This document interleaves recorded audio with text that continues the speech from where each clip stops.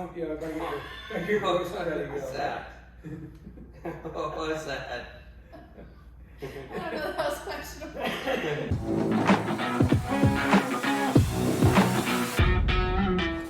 Hi, I'm Mike Pettid with the Metro Pros of Berkshire Hathaway Home Services and Master Real Estate.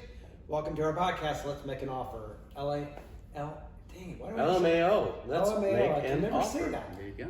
LMAO. It's difficult for me. It's got a lot of different meanings, doesn't it? Yeah. That's what we love about it. It's pretty good. Pretty creative. Very creative. Thanks to someone on the team. We've got Joel Johnson here, and Joel is one of our real estate agents on the Metro Pros team. Joel's been in the business for quite a long time, and so Joel, let's talk about your background and what made you decide to get into real estate. Sure, yeah. Long story short, was in corporate America for years and years.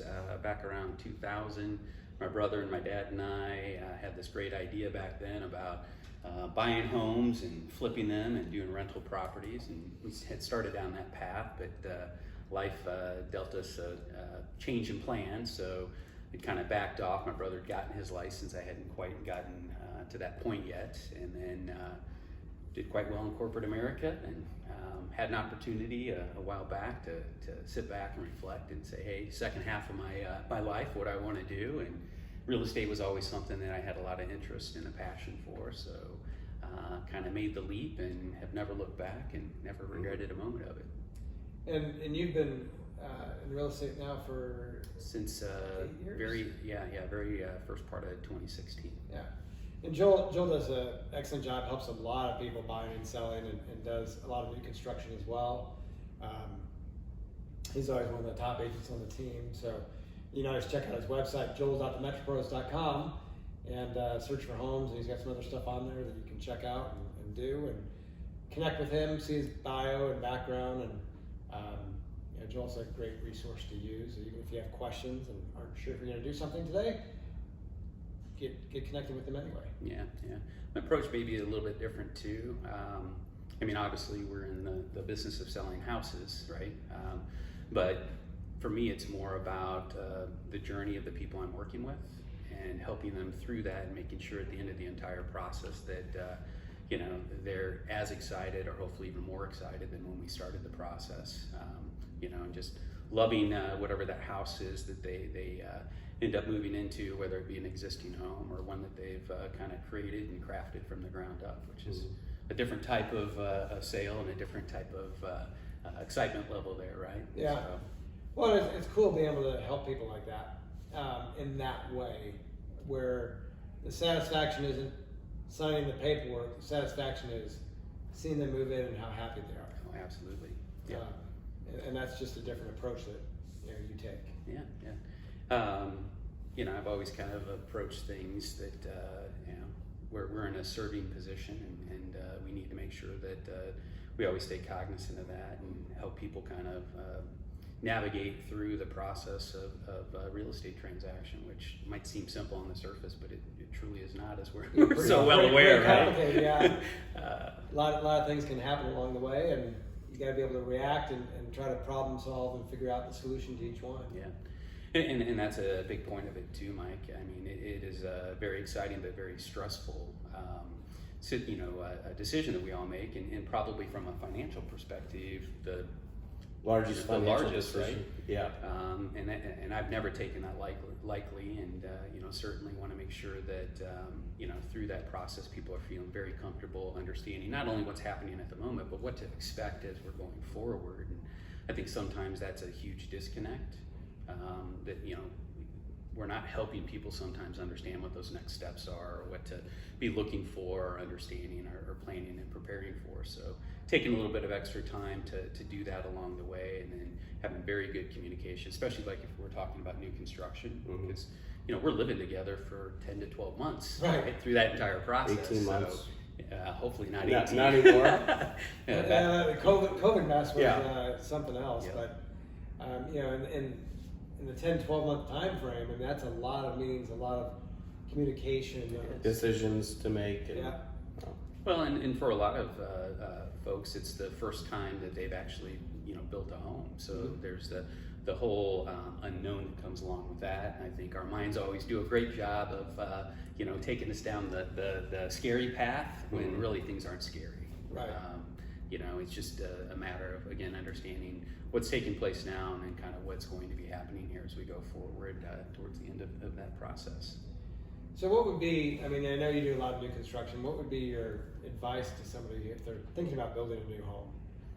Yeah, a couple different things. I mean, really, if you can, on the front end, do a lot of research and look into builders and communities and things that you're going to want in your home or would prefer to have in your home going into it, because I think that takes some of the stress off of you as you get into that process, because you've already thought through some of those things that if you hadn't would create that extra stress.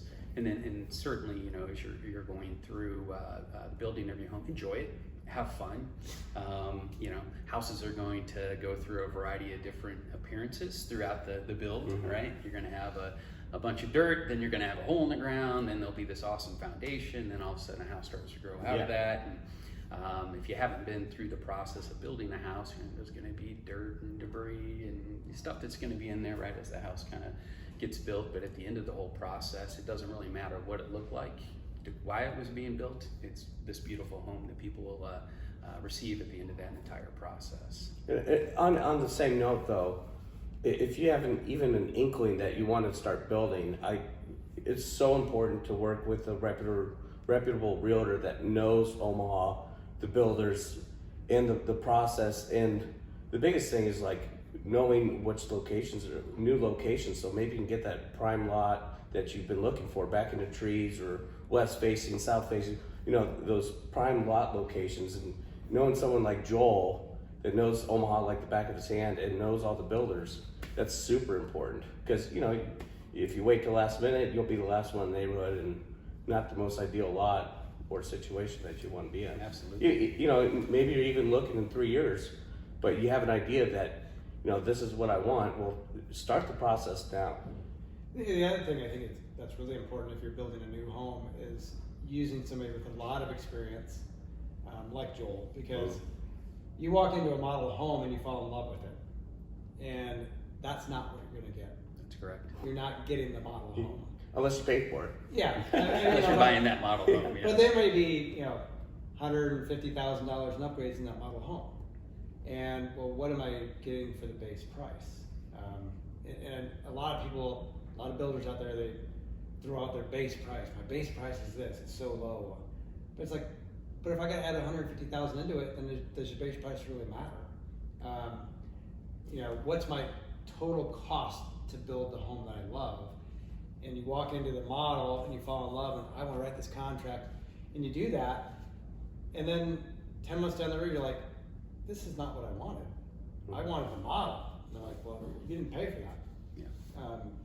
It can be simple things from lighting, and where can lights are at, or how many can lights are there, to selections, to ceiling treatments, to all sorts of things, Joel. Yeah, it's kind of interesting, and every builder is a little bit different in terms of how they choose to manage their business. So you got some builders that literally won't release a house for sale until it's close to being finished, right? And there's no opportunity to meet with them and say, I want this floor plan on this lot with these finishes. You have others that are more predetermined, so you can sit down and meet with them, pick out a lot, pick out your floor plan, some of the finishes, but you have to work specifically within what they offer. And then you have others, obviously, where you can get into doing a lot of customization, or you have allowances and things of that nature. And that can be challenging sometimes because, let's say you have a $3,500 appliance allowance. Well, that might sound like a lot of money. Might get a refrigerator now? Yes, but it's pretty much just a refrigerator. So kind of understanding some of those things, and here's where we're starting, but that's not necessarily where we're going to end from a pricing perspective, just based on what the market is and what you can truly get for some of those allowances. So again, trying to help folks navigate through that and be mindful of what they had shared with me, their financial position was, where they wanted to be at the end of that build, and kind of help them work and stay within that. It's always been important. I think another important thing is looking at what kind of experience do you want with the building process? And when I say that, do you want to have an experience where you're meeting with the builder weekly? Do you want to be working one-on-one with the builder? Do you want to be working with their agent? There's all different varying degrees of how builders operate. Some are very hands-on. They build a small number of homes a year so they can meet with you on a regular basis. Other builders are building 100 homes a year. They can't meet with everybody. So they have a representative either from their office or their listing agent that handles everything. We kind of do a hybrid, if you will, with Pinecrest, where we're the communication point for the build, but then when they go to make selections, they've got Ann in the office that helps them with selections, Right. and some other people along the way. But primarily, with Pinecrest, we're the communication source and providing the details and updates and everything else. So, if you want to build a home and have that builder meet with you on a regular basis, a lot of builders aren't that for you. So you need to know going in so you don't have a bad experience. Like, I thought I was going to meet with the builder every week. Well, we don't do that. So it's understanding the process, asking a lot of questions, doing a lot of research up front. Yeah, and my kind of to dovetail off that as well, it is truly making sure that you have an agent in your corner that's representing you and understands what is happening from a new construction standpoint. I mean, I'm sure we all have stories, but there's been situations where I've had people that have contracted to build a home through the builder that we represent, Pinecrest, with an agent, and you see that agent at the very beginning, buyer's agent, right? And then they show up at the very end, right? Basically, when the house is finished, but they aren't really helping their client and representing them throughout the whole build. So to your point, what to be looking for from a new construction standpoint. If you're a buyer, part of that would very much be making sure that you've got an agent that is going to be there, that's going to help you. And part of it is too, if they don't understand what new construction is, that can actually hurt the buyer, because things that really aren't issues, that agent might create or make an issue out of because of just lack of understanding of what's really taking place in the construction process. So, in my new construction background, I mean, dozens and dozens and dozens of times I've had agents show up to sign the contract. Never been in the house, never been with their clients at all, don't understand anything, we're never part of any discussion up until that point, but they show up the day to sign the contract. It's like, how are you representing your client if you're not there and haven't been there through the entire journey to get to that point? And that's a great example, Joel, because when you work with somebody, you'll go to every appointment. Absolutely. And you'll make sure they're getting things understood Yeah, so one of the things specifically that I do, regardless of who the builder is on a weekly basis. And to be quite honest, I mean, we're out and about quite a bit, showing homes and driving through neighborhoods. But at a minimum, I'll go by their build once a week and take a look at things. If I see something that I think is noteworthy, I'll send them a text or give them a call. I'll take a picture or a video, whatever that might be, kind of throughout the entire build of the home.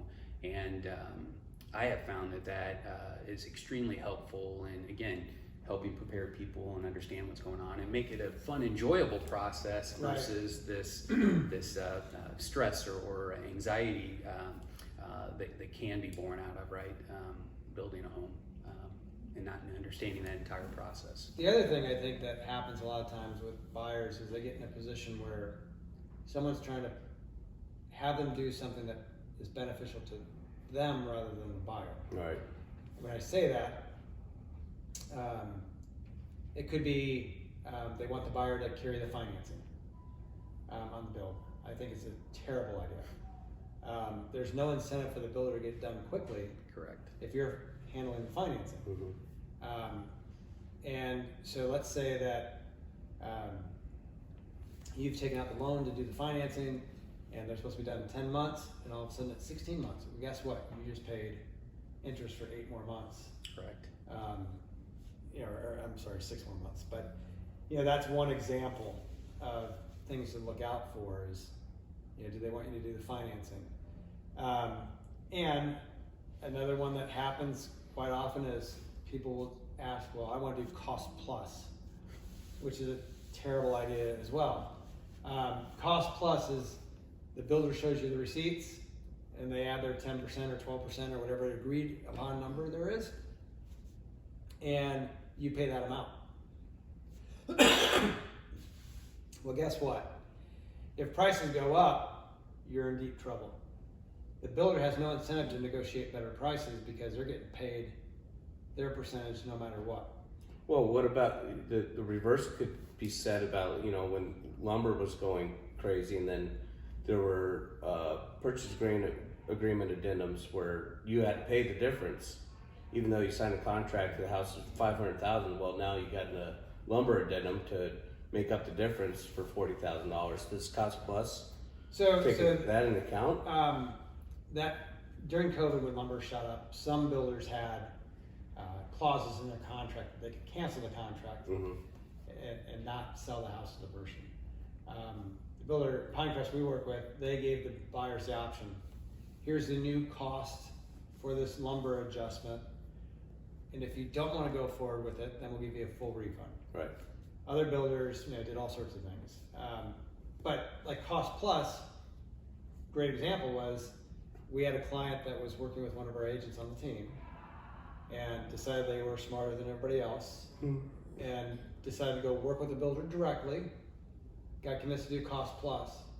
Well, guess what? Their house was $240,000 more in the end than they agreed to. Geez. Yeah. Because they did cost plus and nobody was looking out for them. Cost plus is a terrible idea. So I would not do that. For a buyer. For a buyer. For a yeah. buyer. So I mean, you got to look at somebody gets the right idea. Why is this beneficial? Who's it benefiting? Who is it not? And you know, if you have somebody with a lot of experience in new construction, they can help you decipher that and figure out what works and what doesn't. Absolutely.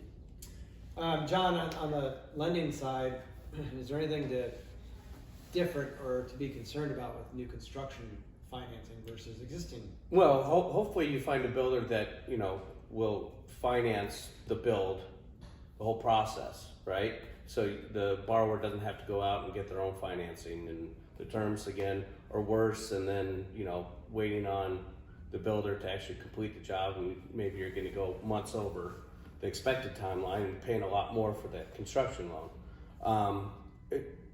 You know, things to consider is, you know, when you're looking at lots and where you're purchasing, let's look up the property. Let's look up the assessor's valuation of what that tax levy is.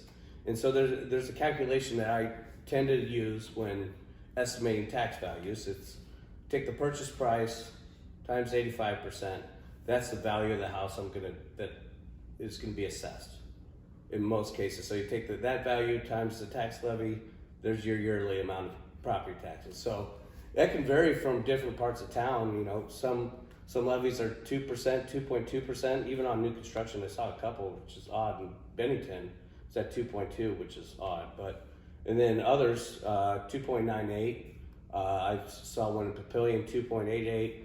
So that has a big factor on what your actual payment's going to be once you complete the house. So I mean, you're throwing out those numbers, 2.88 and things like that. So let's say you have a 2.5% mill levy. Yeah. Which is low. Yeah. I mean, it's usually gonna be higher, but just for this illustration, we'll say 2.5%. Yeah. And you're building a $500,000 home. You take that times 85, 90%, you're gonna be around 425. So that means your 2.5% mill levy and your 425 assessed value, you're gonna be paying $11,000 a year in taxes. Yes.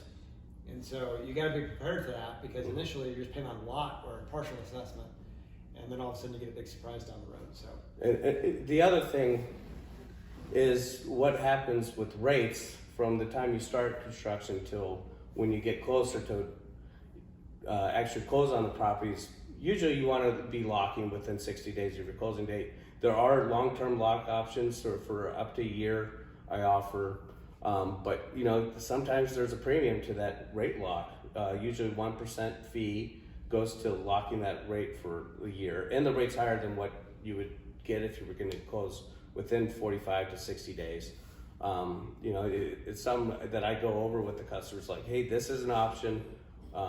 Market conditions are telling me that rates should be better, but here's your options, and I'll let you guys decide what you want to do. If you're going to take the gamble and not lock, or it's up to the consumer. Enough serious talk. So, Yeah. Joel, I know you run into different situations out selling real estate and helping people. So, you got any funny stories or interesting stories you want to share about real estate? Sure. Probably the most unique situation I ever had was working with an investor that had purchased a number of houses. We'd purchased a number of houses together, and we were looking at kind of at the time a $160,000 split entry home over in the Gretna area.